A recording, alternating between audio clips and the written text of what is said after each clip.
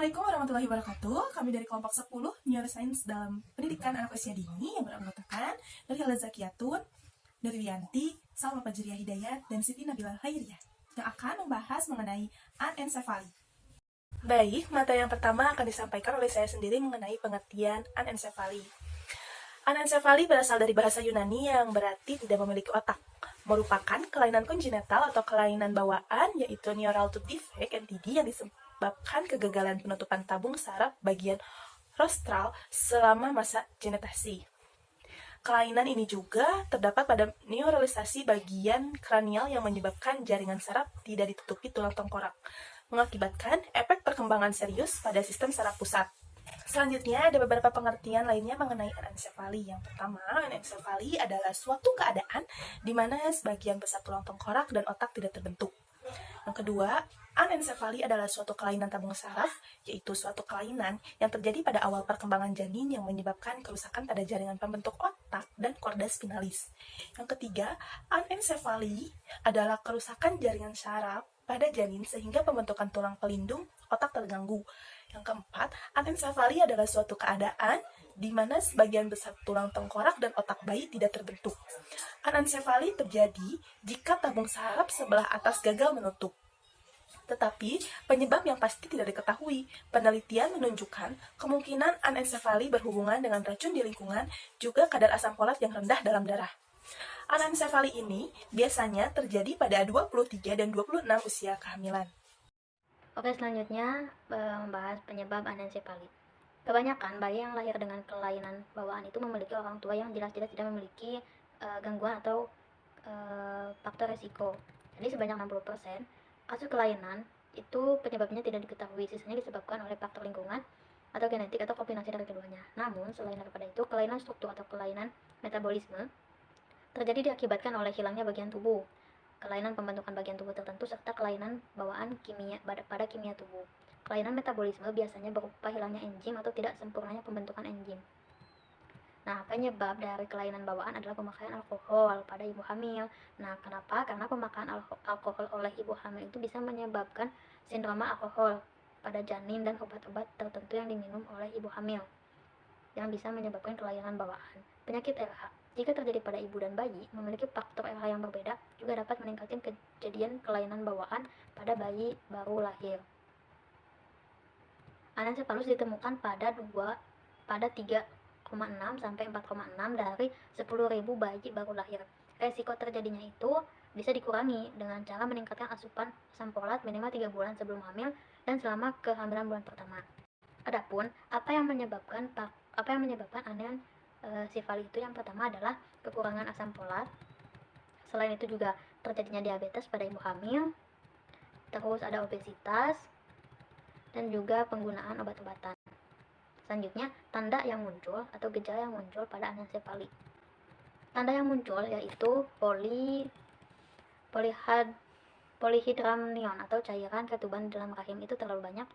Terus tanda dan gejala anencefali paling terlihat jelas itu adalah hilangnya bagian tengkorak yang seharusnya ada menjadi bagian dari tulang di belakang kepala.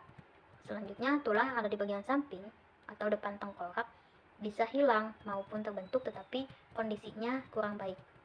Selanjutnya, otak bayi biasanya tidak terbentuk dengan jelas, terus kondisi lipatan telinga, langit-langit mulut, serta refleks tubuh yang kurang baik. Dan juga beberapa bayi yang lahir dengan anencefali ini mengalami kelainan jantung.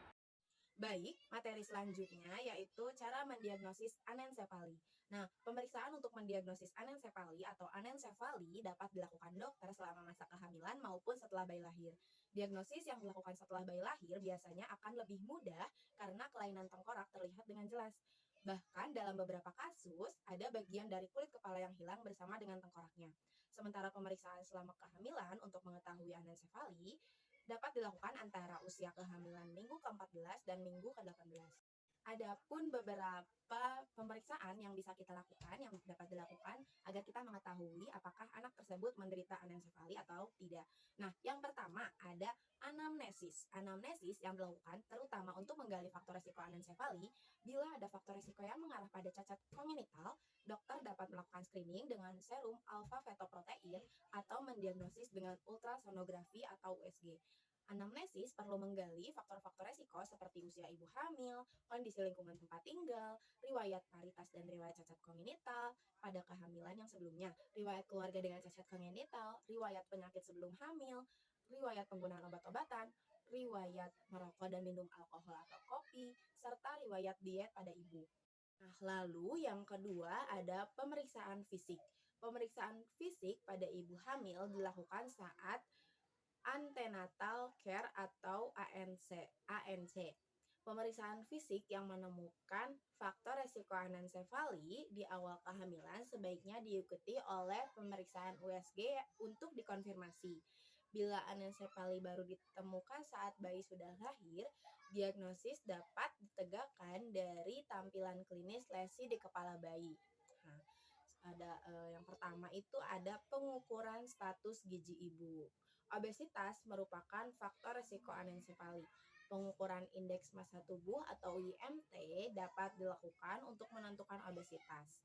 Selain itu, adanya kekurangan energi kronis atau KEK pada ibu juga merupakan faktor resiko yang dapat diperiksa melalui lingkar lengan atas atau lila kurang lebih 23,5 cm. KEK dapat berdampak pada kesehatan ibu hamil seperti ibu hamil mudah terserang infeksi dan kekurangan vitamin dan mineral, infeksi pada awal kehamilan dan defisiensi vitamin dan mineral terutama asam folat merupakan faktor resiko anensefali. Nah, selanjutnya palpasi obstetri. Palpasi yang dilakukan pada masa kehamilan mendekati Adam juga dapat mendeteksi anomali pada fetus. Polyhydramnion mungkin dapat dideteksi melalui palpasi obstetri oleh dokter yang ahli.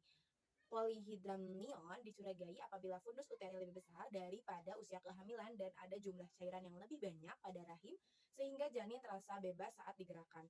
Namun, dokter perlu mengingat bahwa polyhydramnion tidak selalu menandakan kasus anensefali. Polyhydramnion juga mungkin menandakan kehamilan ganda atau atresia esofagus. Untuk memastikan ada tidak anensefali diperlukan ultrasonografi atau USG. Selanjutnya ada pemeriksaan fisik bayi baru lahir. Diagnosis anensefali dapat ditegakkan secara klinis dengan penemuan lesi kepala bayi berupa tidak adanya kalvaria dan kurangnya jaringan otak. Lesi umumnya tidak ditutupi oleh kulit kepala tetapi masih mungkin ditutupi oleh kulit kepala. Struktur wajah masih dapat tampak normal. Nah, materi selanjutnya diagnosis banding. Nah, diagnosis banding anensefali adalah mikrohidranensefali dan eksensefali. Mikrohidranensefali adalah malformasi gabungan antara mikrosefali dan hidranensefali. Ultrasonografi atau USG dapat mendiagnosis mikrosefali, tetapi diagnosis kualitatif tengkorak dan otak sulit dilakukan. Untuk itu, pemeriksaan magnetic resonance imaging atau MRI bisa dilakukan. Nah, yang kedua tadi ada eksensefali. Pada eksensefali, bayi memiliki jaringan otak normal tetapi jaringan tidak terbungkus kalvaria. Kondisi ini berbeda dengan anensefali di mana struktur otak ada yang tidak terbentuk atau ada perubahan struktur hemisfer cerebellum. Sebagian besar kasus eksensefali mengalami stillborn. Selanjutnya ada pemeriksaan penunjang. Pemeriksaan penunjang yang dapat dilakukan untuk mendeteksi anensefali selama kehamilan adalah USG, pemeriksaan kadar alfa beta protein serum maternal, dan bila perlu pemeriksaan amniocentesis. Nah, yang pertama tadi ada ultrasonografi atau USG. Nah, anensefali dapat ditemukan saat USG pada antenatal care.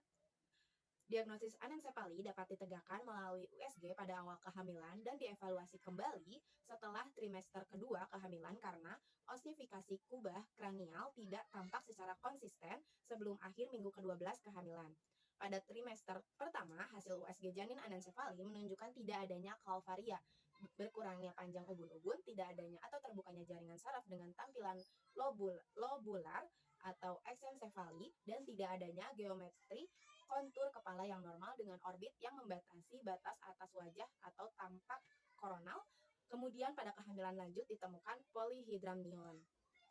Kedua, ada pemeriksaan alfa fetoprotein serum maternal atau yang biasa disebut AFP. Serum bertujuan untuk alfa fetoprotein AFP serum bertujuan untuk mengetahui kadar AFP pada serum ibu sehingga dapat memperkirakan apakah janin mengalami masalah seperti spina bifida dan anencefali. Pemeriksaan dilakukan antara usia gestasi 15 sampai 22 minggu. Pada sekitar 90% kasus anencefali, ada peningkatan substansial kadar AFP di serum maternal. Hampir semua kasus juga menunjukkan peningkatan kadar AFP dalam cairan amnion AFP disertai dengan adanya asetilkolinesterase atau AFA-CHE. Selanjutnya yang ketiga ada magnetic resonance imaging atau MRI untuk fetus. Nah, fetal MRI menunjukkan tidak adanya tulang tengkorak di atas orbita, tidak adanya jaringan otak atau adanya perubahan struktur otak. Namun, MRI biasanya tidak digunakan untuk mengevaluasi janin dengan anencefali karena USG biasanya sudah mendeteksi anomali pada anencefali sangat awal. Nah, yang terakhir ada pemeriksaan amniocentesis. Nah, pemeriksaan ini hanya diperuntukkan bagi ibu yang pernah melahirkan bayi dengan anencefali atau ketika ada resiko aneuploidy. Nah, tinggi kadar AFP dan AFA-CHE yang menunjukkan janin dengan open neural tube defect dapat dengan mudah diidentifikasi dalam cairan amnion. Terima kasih. Baik, selanjutnya yaitu cara pencegahan anencefali. Ada beberapa hal yang dapat dilakukan untuk mencegah cacat bawaan ini. Di antaranya, yang pertama, wanita yang mempunyai keluarga dengan riwayat kelainan cacat bawaan hendaknya lebih waspada karena bisa diturunkan secara genetik. Yang kedua, usahakan untuk tidak hamil jika usia ibu sudah mencapai 40 tahun. Yang ketiga, lakukan pemeriksaan kehamilan atau antenatal care yang rutin dan usahakan untuk melakukan USG minimal tiap trimester. Yang keempat, jalani pola hidup sehat. Yang kelima, penuhi kebutuhan asam folat. Dalam pemeriksaan, dokter akan memberi suplemen asam folat ini. Yang keenam, hindari asupan vitamin A berdosis tinggi. Selanjutnya, yang ketujuh yaitu jangan minum obat sembarangan, baik yang sudah diketahui maupun belum diketahui memiliki efek yang buruk bagi janin.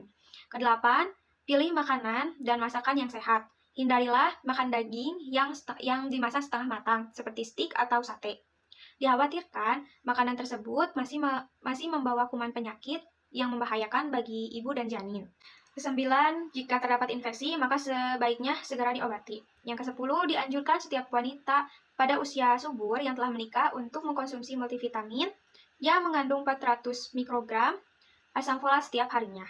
Sedang wanita yang pernah melahirkan anak dengan cacat tabung saraf sebelumnya dianjurkan untuk mengkonsumsi asam folat yang lebih tinggi yaitu 4 mg saat sebelum hamil maupun selama kehamilannya.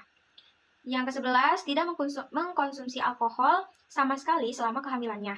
Terakhir, ke-12 yaitu melakukan asuhan antenatal secara teratur. Konsultasi dengan dokter mengenai penyakit yang Anda derita seperti diabetes, epilepsi, atau ayan, dan lainnya. Juga obat-obat yang pernah Anda konsumsi selama kehamilan. Terima kasih, mungkin cukup sekian yang dapat kami sampaikan. Kurang lebihnya mohon dimaafkan. Wassalamualaikum warahmatullahi wabarakatuh.